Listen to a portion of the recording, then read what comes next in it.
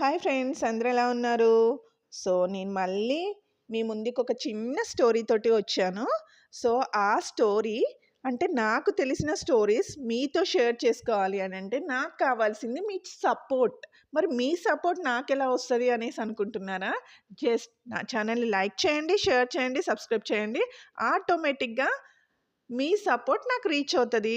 మరి ఈరోజు నాకు తెలిసిన స్టోరీ మీతో షేర్ చేసుకోవాలి అనంటే, మరి మీరు వినటానికి రెడీగా ఉన్నారా? చెప్పడానికైతే నేను రెడీగా ఉన్నాను. సో, వినండి ఫ్రెండ్స్.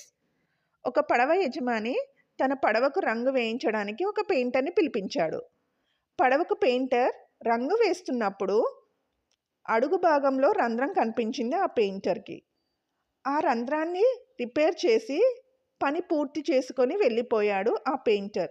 2 రోజుల తర్వాత యజమాని పెయింటర్ ఇంటికి వెళ్ళి రూ. 1,00,000 తనకిచ్చాడు.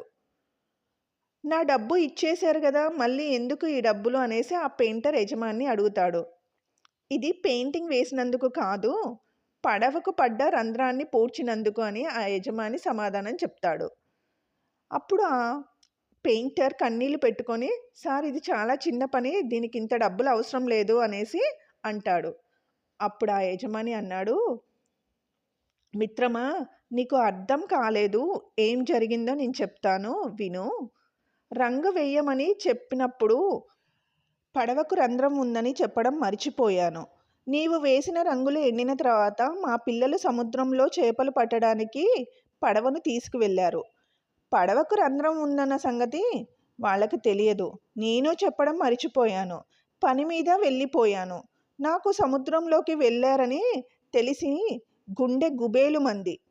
దాన్ని రిపేర్ చెయ్యమని నీకు చెప్పడం కూడా మరిచిపోయాను అనేసి నాకు అప్పుడు గుర్తొచ్చింది. వాళ్ళు తిరిగి వచ్చిన తర్వాత చూశాను ఆ రంధ్రం పూడ్చి రిపేర్ చేశావని. చెప్పకుండానే చేసినందుకు నీకు ఏ విధంగా కృతజ్ఞతలు చెప్పాలో నాకు తెలియలేదు. నీవు చేసిన ఈ చిన్న గొప్ప సహాయం నా పిల్లల ప్రాణాలు కాపాడింది. నీకు ఏం చేసినా తక్కువే అని అనిపించింది. అంత డబ్బు కూడా నా దగ్గర లేదు. అయినా నీకు ఇవ్వాలని నాకు అనిపించింది. సో ఫ్రెండ్స్, మనం ఎప్పుడైనా సరే ఏమన్నా చెయ్యాలి అన్నప్పుడు ఎవరు, ఏమిటి, ఎందుకు అని ఆలోచించకుండా సహాయం చేస్తే అది ఖచ్చితంగా మేలు జరుగుతుంది అనేసి నాకు అర్థమైంది ఫ్రెండ్స్. ఎంత చిన్న సహాయమైనా చెయ్యడానికి వెనకాడకుండా ఉండాలని నాకు అర్థమైంది ఫ్రెండ్స్. అది ప్రాణాలు కాపాడే గొప్ప సహాయం కూడా కావచ్చని కూడా నాకు అర్థమైంది ఫ్రెండ్స్. సో ప్రాణాలు కాపాడడం కంటే గొప్ప సహాయం ఇంకేమీ ఉండదు కదా ఫ్రెండ్స్. సో నాకైతే ఈ స్టోరీ ద్వారా తెలిసింది ఫ్రెండ్స్. మరి మీకు ఈ స్టోరీ నచ్చిందా?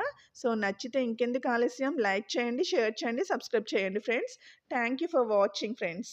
Bye friends.